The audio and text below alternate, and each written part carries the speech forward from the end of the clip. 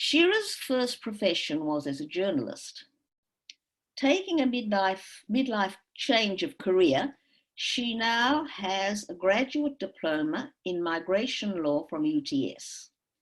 She's currently studying for registration as a migration agent, planning to work with refugees and asylum seekers.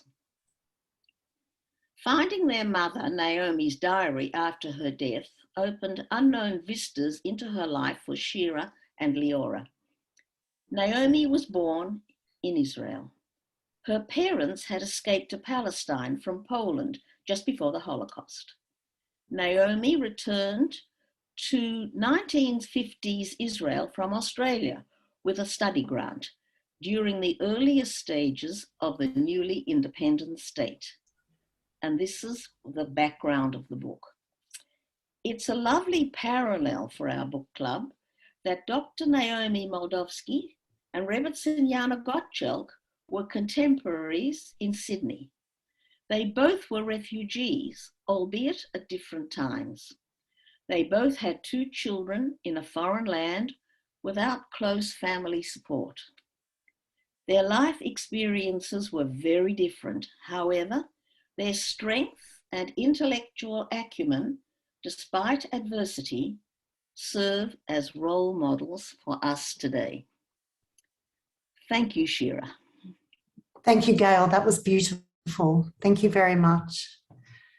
So I'm going to start by reading a little bit of the preface of my book because it sets the scene for you, like Gail just did. My sister and I never expected to find Naomi's diary. Indeed, for many years, we did not even know of its existence. Next slide, please. A nondescript, navy-bound volume. It had been stashed away in a drawer of the massive wooden study desk at which our late mother had worked as an academic economist for so many years. Perhaps she had simply forgotten writing it, or perhaps she had chosen not to share her youthful passions and agonies, hopes and fears with her 2 daughters. We will never know. I had long abandoned any hope of uncovering more details of my mother's past, her memories having been gradually extinguished by Alzheimer's disease, which had afflicted her for the last decade of her life. Now, 60 years later, as I turn the diary's yellowed pages filled with her distinctive script, I feel grateful for the opportunity to discover her anew, albeit in a younger form, becoming acquainted with the person she once was before I was born. So that's just a little bit of the preface I wanted to share with you. Next slide, please. Written in English in the mid-1950s, when a postgraduate scholarship had taken her back from Melbourne to her birthplace of Israel after almost a decade's absence, the diary provides a glimpse of what life was like then in the new state for a still single, late 20-something woman, a highly unusual phenomenon for that time. Next slide. Attractive and bright, Naomi was courted by a host of mostly unsuitable admirers, although occasionally one would become the focus of her hopes and dreams. After all, as she notes, her mother had advised her to secure a future for herself, urging her to work hard to accomplish her purpose. In other words, get married. Part travelogue and part social commentary, the diary reads like a film script. The vividly portrayed characters flitting in and out of various settings in Tel Aviv, Jaffa, Jerusalem, and Ashkelon. One moment, my mother is at a party or concert describing the dating scene. Notice some very good-looking men in the audience. Wonder where they usually hide. Next slide, please. The next, she's on a crowded bus, discussing the 4 young Yemenite girls seated behind her. Probably recent arrivals to the country, full of joy of life, laughing and continuously talking in high-pitched voices, cracking small black seeds and throwing shells on the floor of the bus. Next slide, please. A picture builds of what life was like in the then recently established state of Israel, as seen through the eyes of a former Sabra, who has become somewhat of a stranger in her own land. As many of you would know, Sabra, which is Hebrew for prickly pear, has long been a term used to describe Israeli Jews who are supposedly like the fruit, tough on the outside, but delicate and sweet inside. Many of those Naomi meets are keen to move elsewhere, struggling with the harsh daily existence they face and believing there to be more opportunity overseas. As she writes, they claim to be great Zionists, still seem to be pleased to stay out of Zion. Next slide, please. A certain unease lurks behind the pages too, and on one occasion she even has to identify a suspect at the police station after an elderly woman is raped across the street from her mother's home in South Tel Aviv. And I just wanted to pause to explain that I actually took this photo in the 1990s, and that is my grandparents' former home in South Tel Aviv, right next to the Carmel market. It no longer stands today, but I'm glad I was able to have this photo. Next slide, please. More often, however, she's scared to walk alone in isolated areas, having heard about, as she puts it, some unpleasant and unfortunate encounters with Arab infiltrators. Infiltrator, a term recently revived to denote African asylum seekers in Israel, was the word used to refer to citizens of surrounding Arab states, as well as Palestinians who had entered Israel illegally, especially if they were armed or had committed crimes against people or property. Keen to share my wonderful discovery, I wrote an overview of the diary and submitted it to the online Jewish Literary Journal. Concerned, however, that the excerpts I'd provided were a little short and unfulfilling to the reader, the New York-based editors rejected my piece, which was subsequently published elsewhere. Nevertheless, they gave me an idea. Would it be possible, they asked, to expand an entry or two to make it the focus of the piece, as well as a complete standalone story? We feel, they continued, like this diary could almost be a much larger book-like entity. And while we can't publish something that big, we would hate to see work put out there that wasn't completely developed. That particular journal publishes 3 genres of creative writing: fiction, creative non-fiction, and poetry. I did not want to fictionalize my mother's diary. It was important for me to convey her life in mid-50s Israel as accurately as possible. So I decided to learn how to write creative nonfiction, or as Lee Gutkind, known as the godfather of creative nonfiction, puts it, true stories well told. Having begun my writing career in academia, I had later switched to journalism, working for the Sydney office of the Australian Jewish News, where I wrote articles on a wide range of subjects, from politics and communal affairs to weddings and even yoga, covering events, conducting numerous interviews, and producing the occasional opinion piece along the way. Since my Jewish News days, I have continued to fine-tune my editing skills and have kept on writing articles, essays, whether personal or not, memoir, even a second book, which I haven't finished yet, but it's on the way, this time about advocating for freedom for a group of Vietnamese refugee families. But creative nonfiction was a new challenge. It requires the writer to produce factually accurate prose about real people and events in a compelling, vivid, and dramatic way. As Gutkind says, the goal is to make nonfiction stories read like fiction, so that your readers are as enthralled by fact as they are by fantasy. Creative nonfiction can be personal, like Cheryl Strayed's memoir, Wild, or involve big public ideas like those contained in works by the late Oliver Sacks, such as his most famous, The Man Who Mistook His Wife for a Hat. It can take the form of essays, articles, memoir, much of what I was writing before. The key, however, is to learn to write in scenes. To take an example from my own first creative nonfiction story, Blood in the Market, which was published in the end by the Jewish Literary Journal and now forms chapter 8 of my book. In my mother's diary, she describes how on a Sunday morning walk through the Carmel market in South Tel Aviv, she sees police arresting, and I quote, an old Arab who was selling baskets. As she writes, he was yelling his protests. Bystanders said he was allowed to sell his products in the main street, but not in the market. Further on, I heard terrible cries. I saw a young fellow who had slashed his own throat in protest at having had his cart full of vegetables taken to the police station. Apparently, he too had no permit to trade in the market. I decided to start my story with that dramatic incident. Next slide, please. Plunging the reader into the heart of the action. I'll read the introduction, and so here you have the excerpt from the Jewish Literary Journal, but don't worry, I'm reading it to you. With a terrible cry, the young man let go of the knife and fell to the ground, blood oozing from his throat. Naomi froze in horror in the late spring morning sun, jostled by the bustling market around her. A boisterous crowd was starting to mill about the young Arab trader, now stretched prone in the dirt, surrounded by Israeli police. He had slashed his own throat, that much was clear. But why? Moments earlier, she had passed by an old Arab basket seller being arrested. Her ears still rang with his yells of protest. Bystanders had explained that he was allowed to sell his products in the main street, but not in the shuk itself.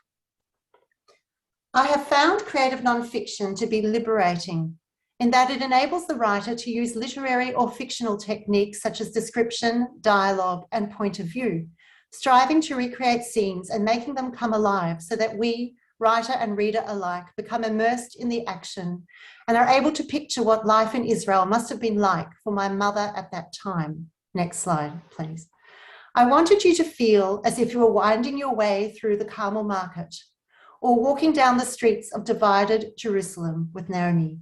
In so doing, I have turned her into a character and her own story, changing it from first to third person. And so I just want to see who knows where we are in this photo. I'm sure many of you would recognize the King David Hotel in divided Jerusalem and what it used to look like behind the barbed wire of no man's land. Writing this book was a labour of love, in the process of which I learned a great deal about Israel in the early days of the state. For my work entailed interspersing my mother's personal experience with historical facts, where it is crucial to be accurate. It was often like putting a puzzle together, one piece at a time. Next slide, please. So I read widely, researching everything from how Israelis dressed and behaved on buses, at the cinema, in cafes and at parties in 1950s Tel Aviv, next slide please, to how Yom HaAtzmaut, Israel's Independence Day, was celebrated and development towns like Ashkelon were established. And I just want to share with you my gratitude to my publisher, Chaim Mazo, and he actually found this photo in the Israeli National Archives, and that is 1957 Independence Parade in Tel Aviv, where my mother actually was. So that's quite amazing.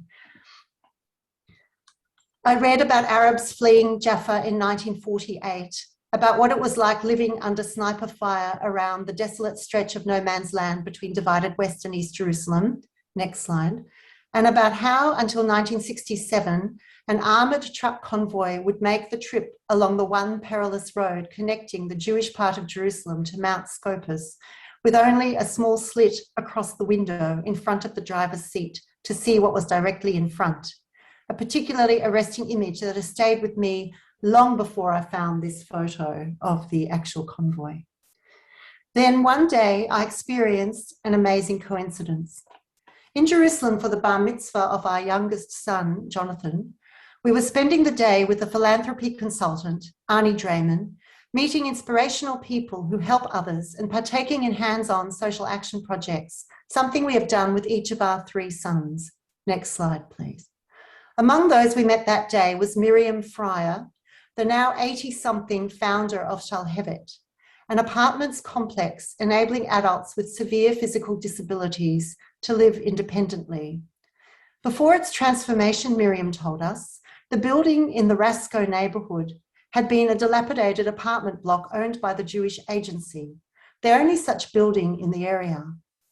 The Jewish Agency and Rasco, built by and named after the Public, Rural and Suburban Settlement Company, rang a bell for me. Hadn't my mother stayed in the Jewish Agency-owned Anglo-Saxon hostel in Rasco when she first arrived in Jerusalem in 1955? While I had planned to visit several of the sites mentioned in the diary, the Anglo-Saxon hostel was not on my list. I knew from my research that it had provided tastefully furnished accommodation for professional immigrants, offering breathtaking views of the Jerusalem hills, a communal dining room and maid service. I'd even seen a photo of it from the 1950s, which we have included in the book, when it was brand new, standing alone on a recently built and completely deserted street without a tree or blade of grass in sight. Surely the hostel was long gone, I had assumed, surveying this now crowded, built-up neighbourhood. Next slide, please. But that was before I discovered Shalhevet.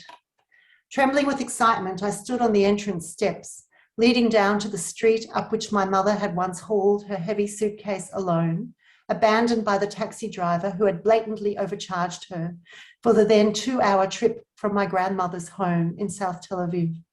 I also took photographs of the stairwell down which she would have tiptoed after a night spent illegally at the hostel on an uncomfortable mattress without sheets after she had officially moved out, only deciding to return briefly when her possessions had not arrived at her new student abode. 1950s Israeli social history was particularly pertinent to my research, and I found books written by academics such as Anat Hellman, Becoming Israeli, and Orit Rosen, The Rise of the Individual in 1950s Israel, most useful. Other sources included films, newspapers, music, novels, even Google Maps, which allowed me to trace the routes Naomi would have taken. There was an abundance of enriching resources available.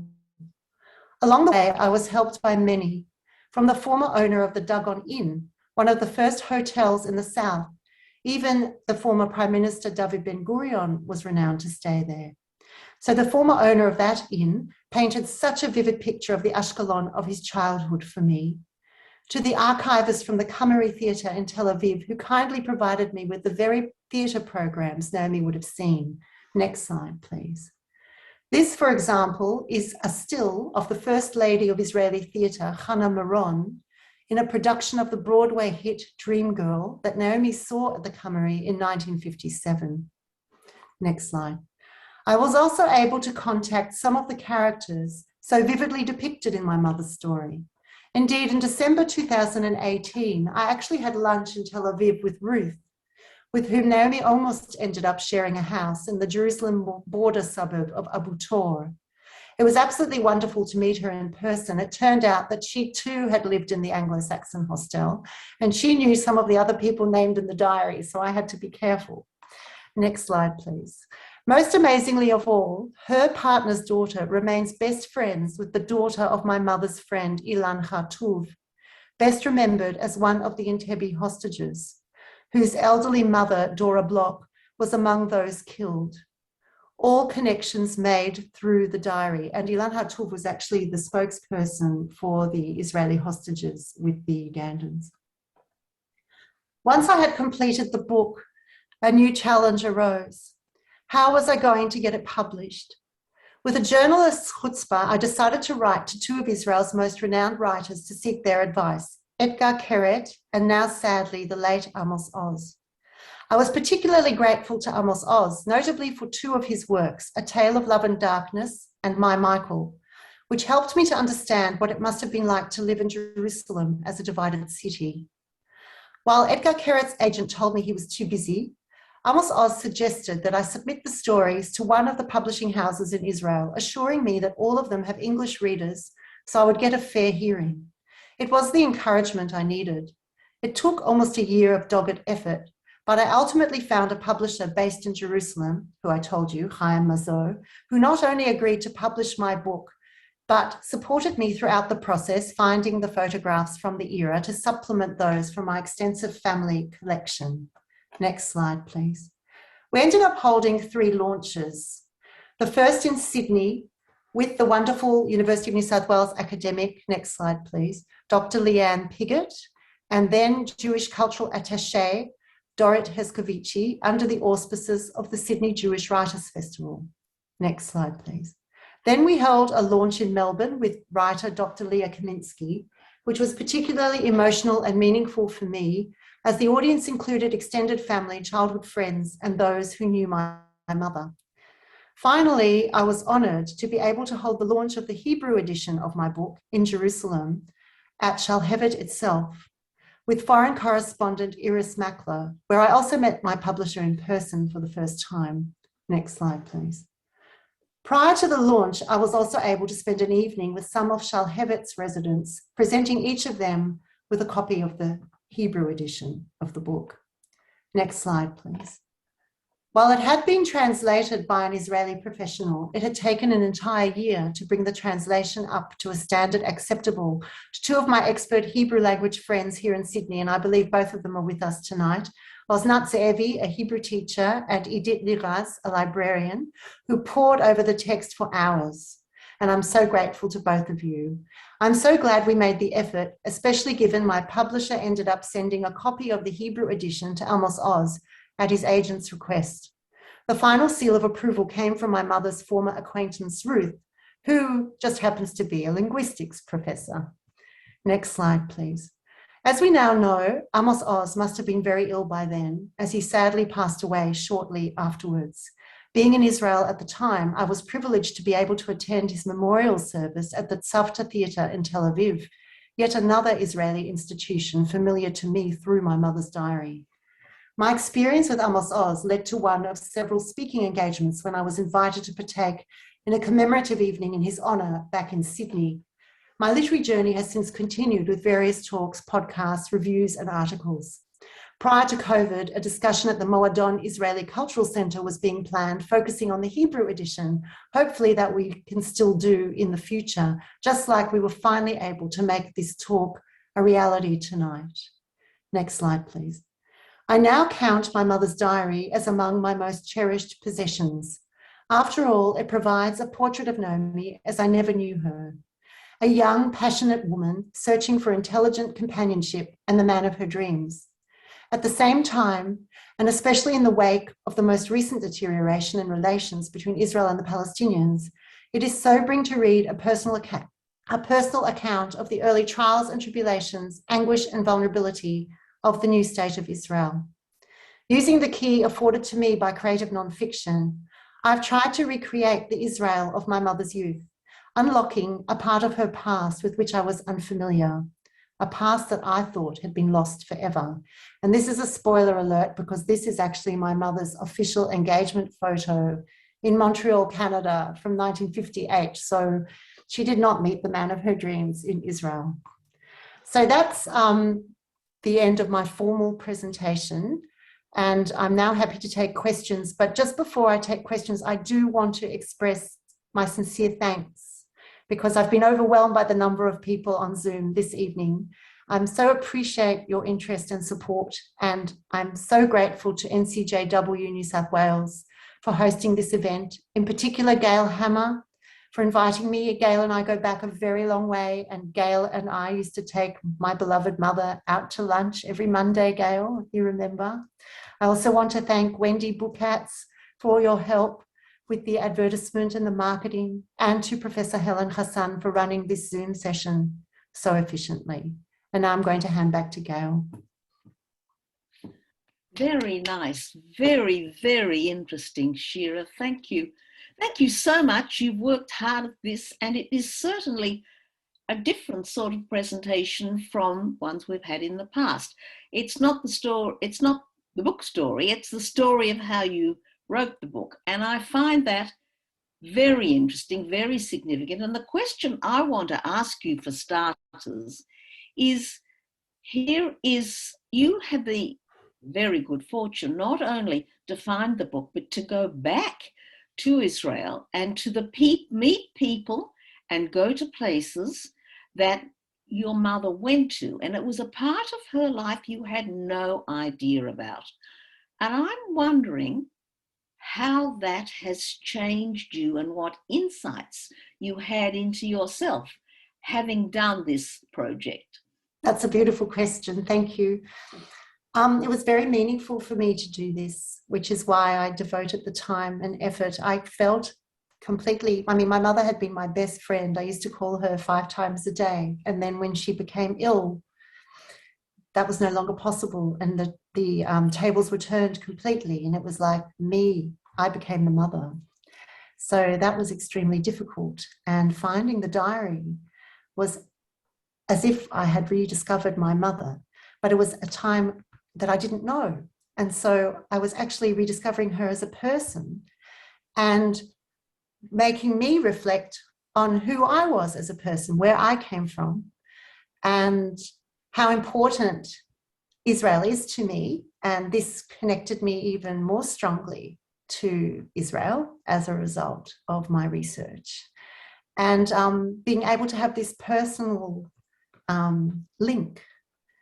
So it's been an incredible journey. Okay, I can read out the first question here, and it's from Raymond. Do you plan to make a film of your mother's story? Tell us something about your new book in progress. So 2 questions. Oh, thank you, Raymond. Well, I'm open to making a film about my mother's story, but I thought it would actually make a fantastic film. And I did approach a filmmaker in Israel, but so far I have not heard. So at the moment, no. That said, I'm open to any suggestions, Raymond.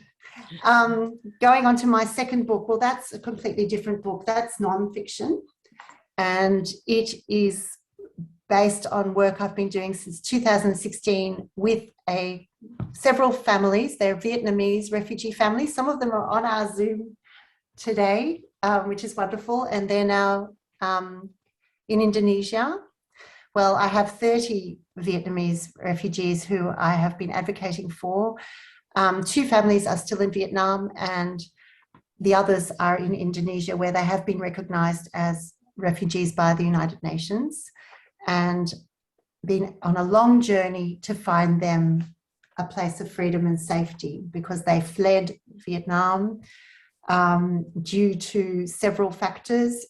It's a very interesting story. It's a very long story, but they tried to come to Australia and were forcibly returned in the middle of the ocean and were imprisoned in Vietnam. And that was why I became involved, because I believe that Australia did not give them a fair hearing. And therefore I read an article about them in the Australian newspaper, and I felt compelled to act, because 4 of the little children were being sent to an orphanage because the parents were being jailed. And so I decided that the family had suffered enough and we needed to do something to stop the children going to an orphanage. They were only being sent to an orphanage because the extended family couldn't afford to care for them. And so I started doing fundraising, and I'm not a fundraiser, but it went from there, and it took over my life for quite a long time, and we're still advocating. A whole team of people joined with me, and we are now advocating to get them into Canada to be privately sponsored. I've got a fantastic Vietnamese refugee advocacy group in Canada, and they've all agreed to privately sponsor 20 people, which is absolutely amazing. And Canada at this very moment is looking at their refugee applications. So we're hoping for a fantastic result. And I've written the account of that journey, and it's been accepted for publication by McFarlane Books in the US. So, but I can't publish it until they are safely resettled. So that's that second book. That's a very interesting direction that the writing has taken you in, and I guess reflecting on your mother, your parents. Yes. Your grandmother. My mother was actually stateless, which shocked me. I found her papers stating that she was stateless because, having been born in the British Mandate of Palestine, which wasn't an independent country, when she arrived in Australia after World War II, she was officially stateless. And it was only when she got her Australian passport that she got citizenship, which is... Shira, coming back then from that to the story of a movie, I'm just wondering, not of a movie, but something like a video production like Australian Story, because here is something that is definitely Australian and is different. And there are, I think, other shorter media than well, that would be wonderful, Gail. That's a fantastic idea. Thank you. I did actually approach ABC Radio a while ago, but you have to be extremely persistent with these things. It's not easy. You do, and they're expensive, and they have to decide. Yes, all of them have to decide if it's worthwhile. That's right. Okay, Shira and I have dominated here. Can I read out some more of the questions in chat? Can you see the chats, Gail? Yes. So in the chat we have a few questions. Why do you think your mum didn't tell anyone about her diary? That's a very interesting question. Yes, I actually can't see the questions. You can as the host. So that is, thank you for asking that question. So we don't really know. And what's interesting is that I have a cousin who I'm very close to, and he actually mentioned to me quite recently that he had looked after our home when our family went overseas. When I was a child, we went overseas for quite an extended period because our mother had study leave.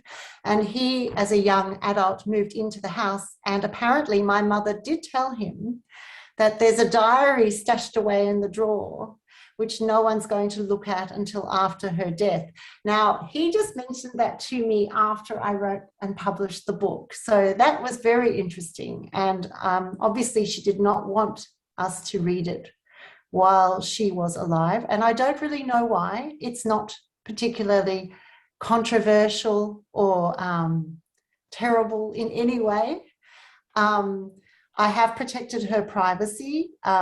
So I think I've tried to be as respectful as I can to her memory. And I don't believe that I have betrayed her in any way by writing the story.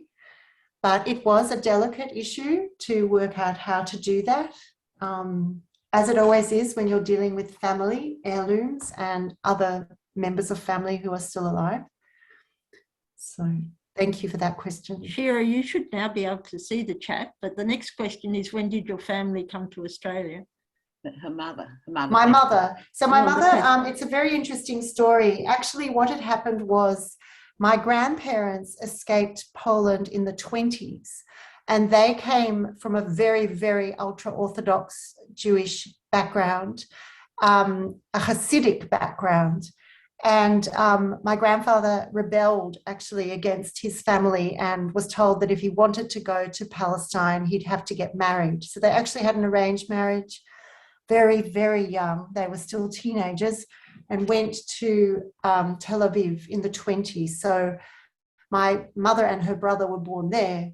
But then my grandfather was really struggling to make a living because he was a man of tremendous principle, and he stood up for everyone and for himself. And so he actually had a massive fight with the Histadrut, which was the Israeli labor union, which controlled everything in those days. And he actually handed back his work permit.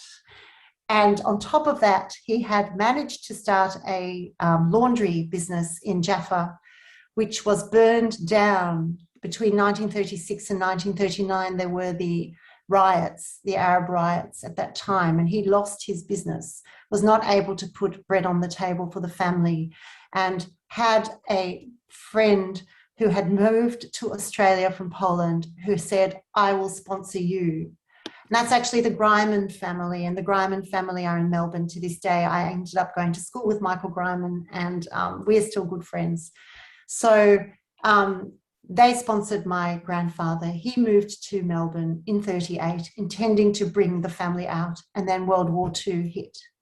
And so he was completely separated from the family. My grandmother had to take a job as a cleaner in order to support 2 young children. And finally, when the war was over in 1946, my grandfather started bringing out members of the family one by one. And so he started with my mum, and she came as a teenage girl in 1946.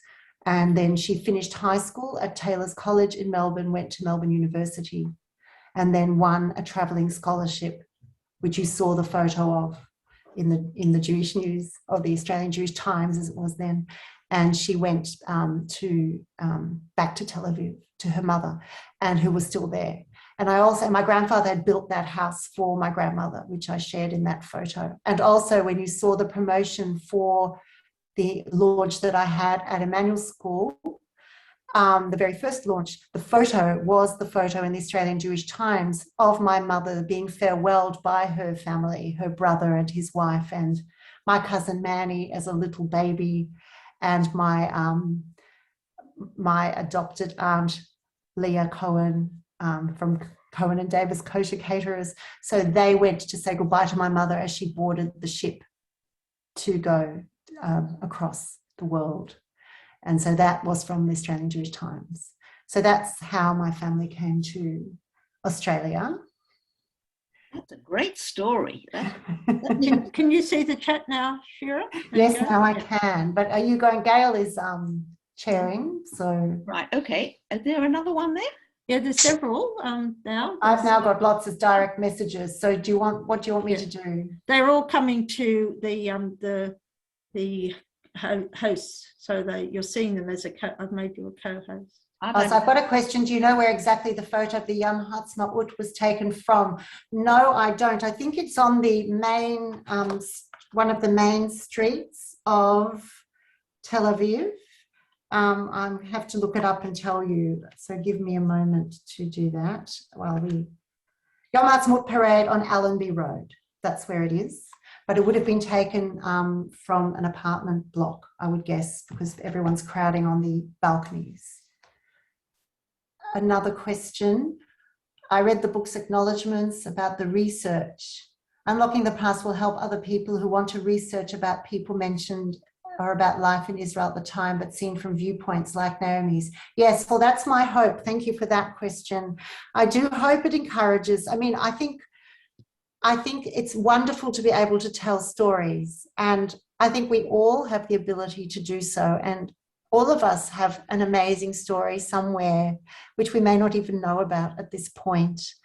And it is worthwhile going back into your past and into your, I think so, but each to their own. You may choose a different story from a different angle of your life, but who do we know better if not ourselves? Or we can discover ourselves as we do this project. So, though I didn't do it just to discover myself. For me, I wanted to honour my mother as my dearest, closest friend. So that was why I embarked on this journey. And when I actually found the diary with my sister and we started reading it, my family, my husband, my children said, you have to do something with this. It's just too vivid. It's too vibrant. You can't just leave it. And so I felt compelled to start this undertaking. Okay, so I can see another question here. Were there any other diaries your mother wrote other than this one? No. And she wrote this as a young woman, so no, because later in life she became a very serious economist with a PhD, and I remember still to this day my mother's bedside table with books, economics books up to here, and she would stay up late every night researching, writing lectures. She'd go to conferences. I have quite a few friends on this Zoom who are my childhood friends, my young Melbourne friends from all those years ago who knew my mother. And it's wonderful that you are here. You know who you are. Thank you for joining me. And that's what my mother was like. So she was passionate. She was a debater. All my young friends would surround her at the table and debate with her about economic issues. And she was a champion of liberty. That's what we wrote on her grave. That was who she was as a person. So no, in fact, this diary is quite different to the rest of what I know about my mother, which is why it's so striking for me. But my cousin Manny, when I did the launch in Melbourne, I asked him to provide the more academic view of my mother as an economist, which he did beautifully. She was a libertarian and a free market champion, which are not always very popular views, but my mother would stand by her guns and stick to her principles. So that's who she was, an Austrian economist.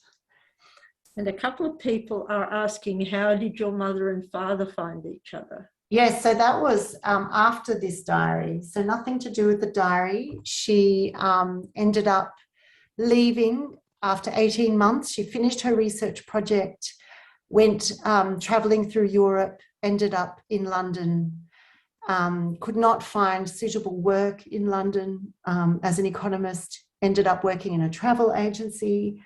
And a girlfriend said, why don't you come to Canada? So she went across. This is highly unusual for a single woman at that time, but she went across to Canada and was in Montreal and staying at those days you would stay in a boarding house with a landlady, and the landlady said, I want to introduce you to someone. And that was my father. So that's how they met. Yes. So they were set up. They were introduced. Yeah. Yes. Okay. Someone else asks about your future. You're a migration agent at the moment, is that right? I'm just training now to be a migration agent.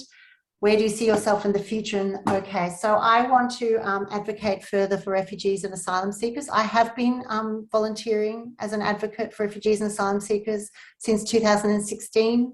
Before COVID struck, I was going into a detention centre every week with a group called SAS, Supporting Asylum Seekers Sydney.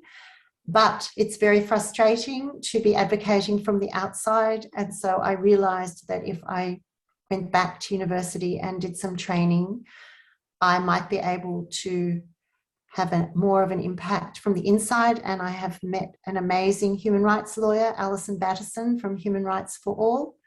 And she does incredible work with her team, helping refugees in long-term detention, the very difficult cases that no one else will take on. She works completely pro bono, and I've started helping her.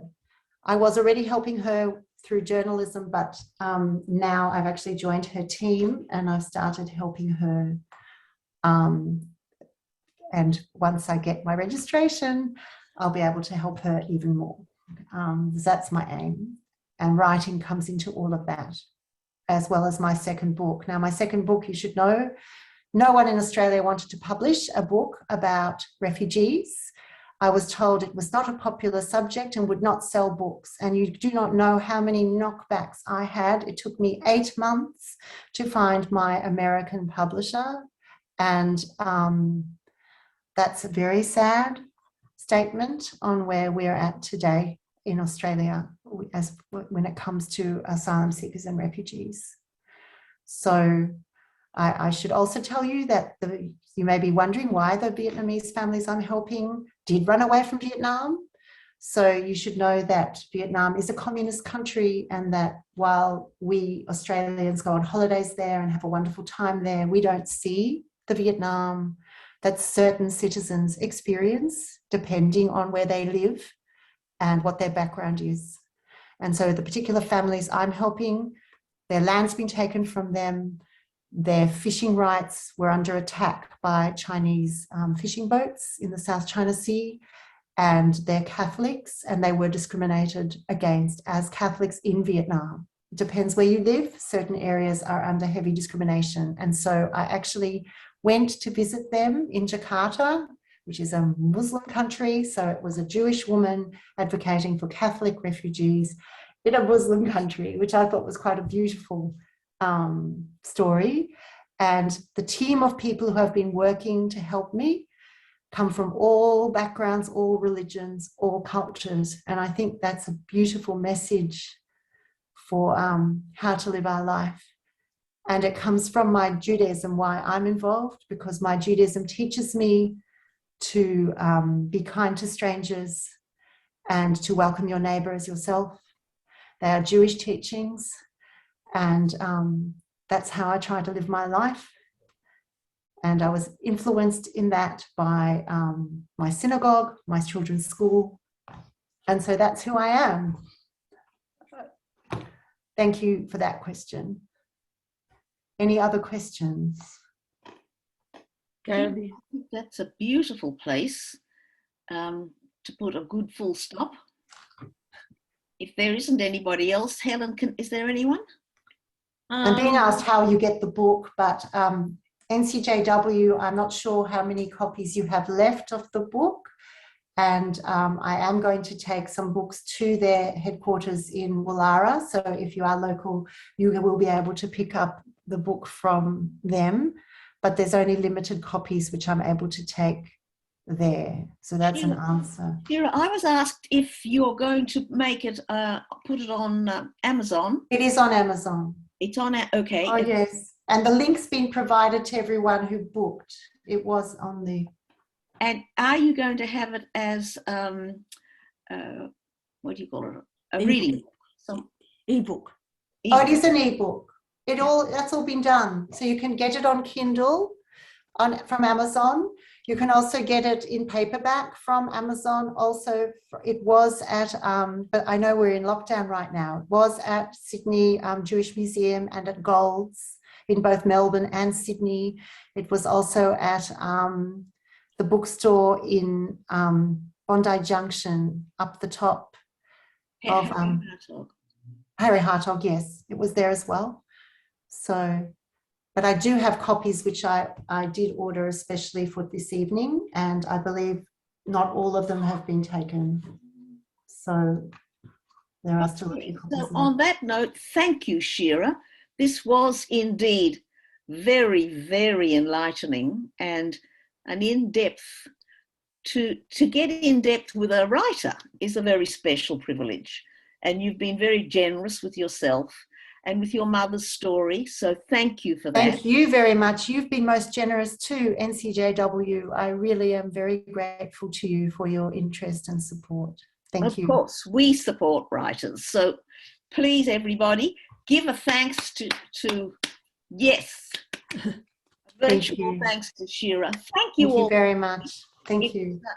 New month tonight, so Chodesh Tov to everybody. It will be Rosh Hashanah. Oh my gosh, in a month.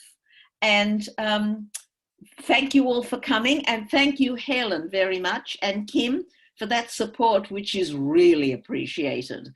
And hopefully you will come back to us. You are now on the mailing list we've got some interesting people coming towards the end of the year. Please join us again and have a lovely evening.